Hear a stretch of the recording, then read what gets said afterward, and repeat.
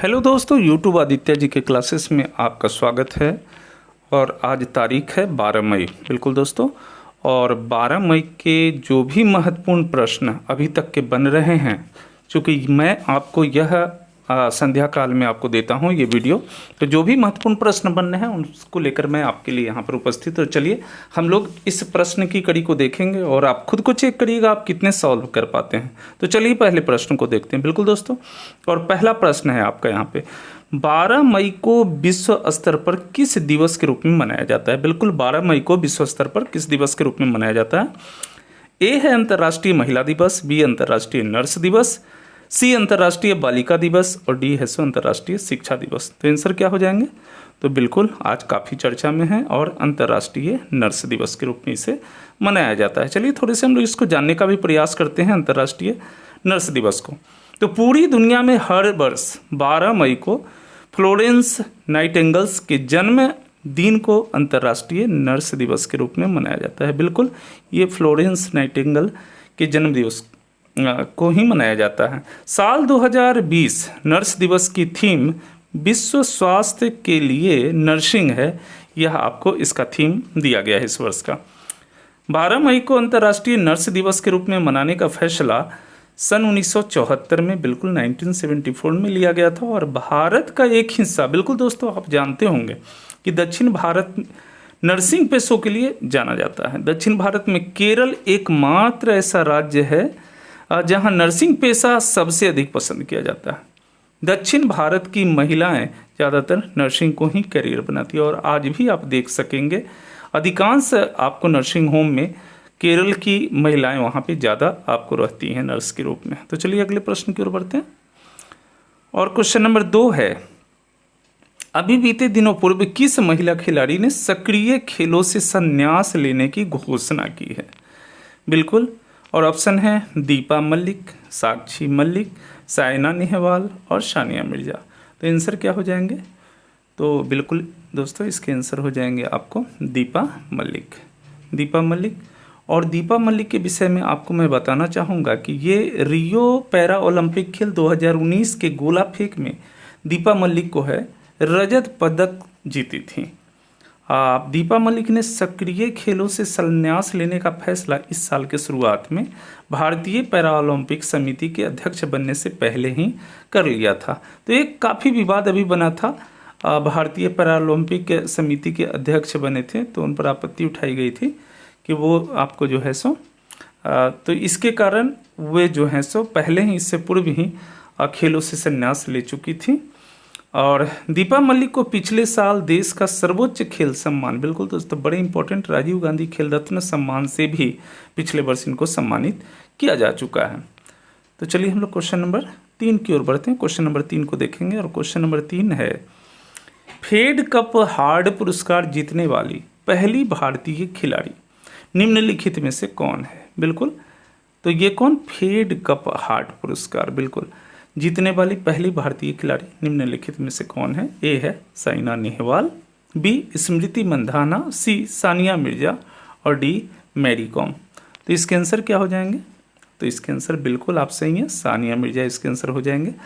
और यह सभी आज ही इसकी घोषणा किए गए हैं।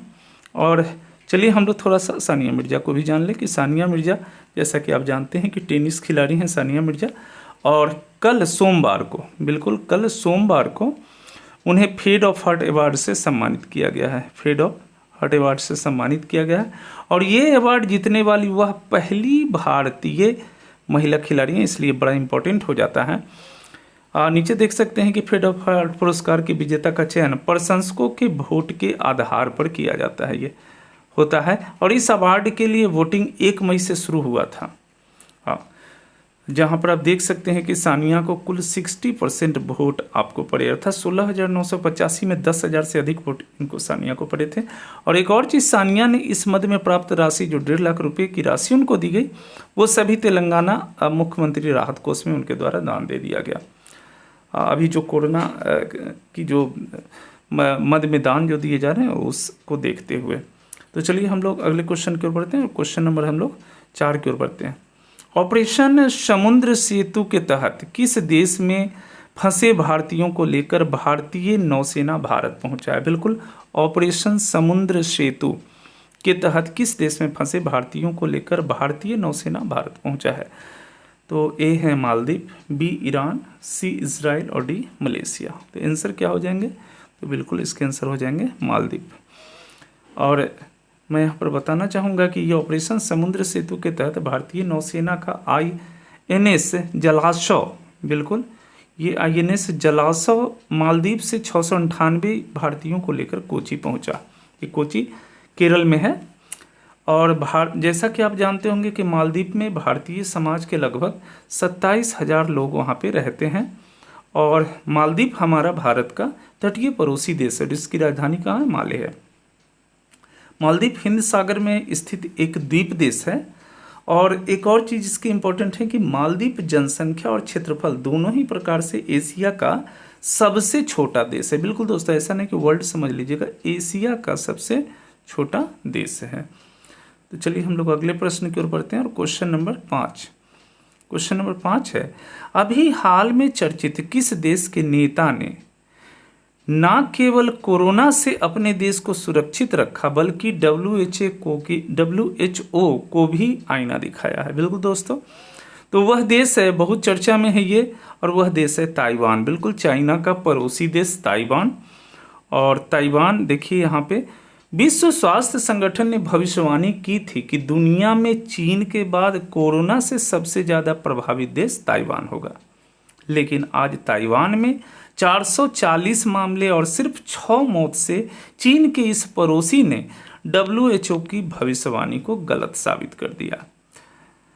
इस सफलता के पीछे ताइवान के उपराष्ट्रपति बिल्कुल और महामारी विशेषज्ञ चेन चिएन-जेन की भूमिका है, जिन्होंने समय की नजाकत का पूर्वानुमान कर 31 दिसंबर से ही सभी तैयारियां शुरू कर दी थी। लॉकडाउन जैसे निर्णय उसी समय में लिए जा चुके थे। चलिए क्वेश्चन नंबर हम लोग आते हैं 6 की ओर। और क्वेश्चन नंबर 6 है, किस देश ने आज इंटरनेट ऑफ थिंग्स संचार प्रौद्योगिकी का परीक्षण करने के लिए 2 उपग्रहों का सफलतापूर्वक प्रक्षेपण किया? बिल्कुल आज की बात है। और ये प्रक्षेपण आपको किया गया है चीन। बिल्कुल आप समझ सकते हैं, एक तरफ पूरी दुनिया को कोरोना में उलझाकर अपने खुद शांतिपूर्वक सारे कार्यों को करता चला जा रहा है, तो ये चीन है।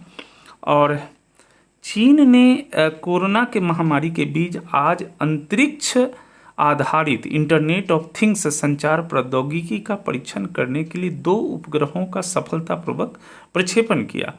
इन उपग्रहों का नाम सिंगियन 201 और 02 है। सरकारी न्यूज एजेंसी सिंहुआ ने बताया कि ये दोनों उपग्रह सफलतापूर्वक अपने निर्धारित ऑर्बिट में पहुंच गए हैं। तो बिल्कुल ये आपको है सो। चलिए हम लोग अगले क्वेश्चन की ओर चलते हैं और अगला क्वेश्चन को देखते हैं। और क्वेश्चन नंबर 7 को देखेंगे। और क्वेश्चन नंबर 7 है यहाँ पे कि फीफा अंडर-17 महिला वर्ल्ड कप का आयोजन 17 फरवरी 2021 को किस देश में आयोजित किया जाएगा? बिल्कुल बड़े इंपॉर्टेंट प्रश्न है आपको। फीफा अंडर-17 महिला वर्ल्ड कप का आयोजन 17 फरवरी 2021 को किस देश में आयोजित किया जाएगा? और इसके आंसर क्या हो जाएंगे? भारत, न्यूजीलैंड, जापान या दक्षिण कोरिया। तो क्या हो जाएंगे? तो बिल्कुल इसके आंसर हो जाएंगे भारत। और चलिए हम लोग यहाँ पे थोड़े से जान ले इसको। तो ये कोविड-19 महामारी के कारण स्थगित कर दिया गया था यह फीफा अंडर-17 महिला वर्ल्ड कप अब अगले साल भारत में ही 17 फरवरी से 7 मार्च के बीच आयोजित किया जाएगा। विश्व फुटबॉल की सर्वोच्च संस्था फीफा ने महामारी से पैदा हुई परिस्थितियों का गहन मूल्यांकन करने के बाद यह फैसला किया है। बिल्कुल, फीफा अंडर-17 महिला विश्व कप देश के 5 शहरों कोलकाता, गुवाहाटी, भुवनेश्वर, अहमदाबाद और नवी मुंबई में खेले जाने हैं। तो बिल्कुल अगले साल 2021 में ये आपको खेले जाएंगे। चलिए अगले क्वेश्चन की ओर बढ़ते हैं और अगले क्वेश्चन को देखते हैं। क्वेश्चन नंबर 8, हाल ही में भारत सरकार ने विदेशों से भारतीयों को लाने के लिए कौन सा मिशन लॉन्च किया है? बिल्कुल ऑप्शन है आपके सामने में, जीवन वरदायिनी मिशन, बी है वेलकम होम मिशन, सी है वंदे मातरम मिशन और डी है सुरक्षित यात्रा मिशन। तो तो इसके आंसर क्या हो जाएंगे? तो इसके आंसर हो जाएंगे, बिल्कुल दोस्तों, इसके आंसर हो जाएंगे आपको वंदे भारत मिशन, वंदे भारत मिशन। और चलिए हम लोग इसको थोड़ा सा जानने का भी प्रयास करते हैं। तो हम लोग देखते हैं यहाँ पे, तो ये कोरोना संकट के बीच देश में जारी लॉकडाउन को लेकर विदेश में फंसे भारतीयों को स्वदेश लाने का अभियान वंदे भारत मिशन है। इस मिशन का दूसरा चरण 16 से 22 मई तक पूरा किया जाना है। बिल्कुल दोस्तों, पहले चरण आपको 7 मई से ही शुरू किए गए थे। इस दौरान 31 देशों में फंसे भारतीयों को 149 उड़ानों के जरिए वापस लाया जाएगा। तो ये स्वदेश लाने का अभियान वंदे भारत मिशन 7 मई से आपको शुरू है। तो चलिए हम लोग अगले प्रश्न की ओर बढ़ते हैं और अगले प्रश्न को हम लोग देखते हैं। क्वेश्चन नंबर आपको 9, क्वेश्चन नंबर 9 है, हाल ही में संसद की लोक लेखा समिति का अध्यक्ष किसे चुना गया है? संसद की लोक लेखा समिति का अध्यक्ष किसे चुना गया है? ए है अधीर रंजन चौधरी, बी कपिल सिब्बल, सी ओम बिरला और डी गुलाम नबी आज़ाद। तो क्या इसके आंसर हो जाएंगे? बिल्कुल इसके आंसर हो जाएंगे अधीर रंजन चौधरी, इसके आंसर हो जाएंगे अधीर रंजन चौधरी। तो आंसर अधीर रंजन चौधरी हो जाएंगे। चलिए हम लोग थोड़ा सा लोक लेखा समिति को देखने का भी प्रयास करते हैं। लोक लेखा समिति 5 मई 2020 को कांग्रेस सांसद अधीर रंजन चौधरी को संसद की लोक लेखा समिति का अध्यक्ष चुना गया। लोक लेखा समिति भारत सरकार के खर्चों की लेखा परीक्षा करती है, बड़े इंपॉर्टेंट इनकी भूमिका है। और इस समिति में 22 सदस्य होते हैं। बहुत बार पूछा गया है दोस्तों कि लोक लेखा समिति में कितने सदस्य होते हैं, और यह भी पूछा गया है कि लोकसभा से कितने तथा राज्यसभा से कितने सदस्य हो सकते हैं। तो यहाँ पर देख सकते हैं 15 लोकसभा से और 7 सदस्य राज्यसभा से चुने जाते हैं और समिति का कार्यकाल 1 वर्षों का होता है।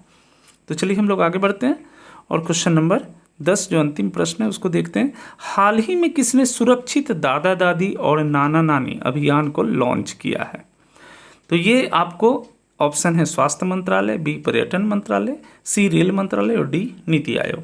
जिसके आंसर क्या हो जाएंगे? बिल्कुल इसके आंसर हो जाएंगे नीति आयोग। और चलिए हम लोग थोड़ा सा इसको जानें। तो सुरक्षित दादा दादी और नाना नानी अभियान की शुरुआत नीति आयोग ने पीरामल फाउंडेशन के सहयोग से कोविड-19 महामारी के दौरान वरिष्ठ नागरिकों की देखभाल सुनिश्चित करने पर ध्यान केंद्रित करने हेतु की। इस अभियान के तहत असम, बिहार, झारखंड, मध्य प्रदेश, महाराष्ट्र, राजस्थान और उत्तर प्रदेश के महत्वाकांक्षी 25 जिलों में 2.9 मिलियन से अधिक वरिष्ठ नागरिकों को कवर किया जाएगा। तो चलिए दोस्तों, आज यहीं पर हम लोग इस वीडियो को समाप्त करते हैं करंट अफेयर्स के। और आपको वीडियो कैसा लगा आप अपनी प्रतिक्रिया देंगे और ज़रूर से आप है सो लाइक करेंगे, चूँकि लाइक आप नहीं करते हैं। तो मिलते हैं हम लोग अगले वीडियो में। ओके, थैंक यू, धन्यवाद।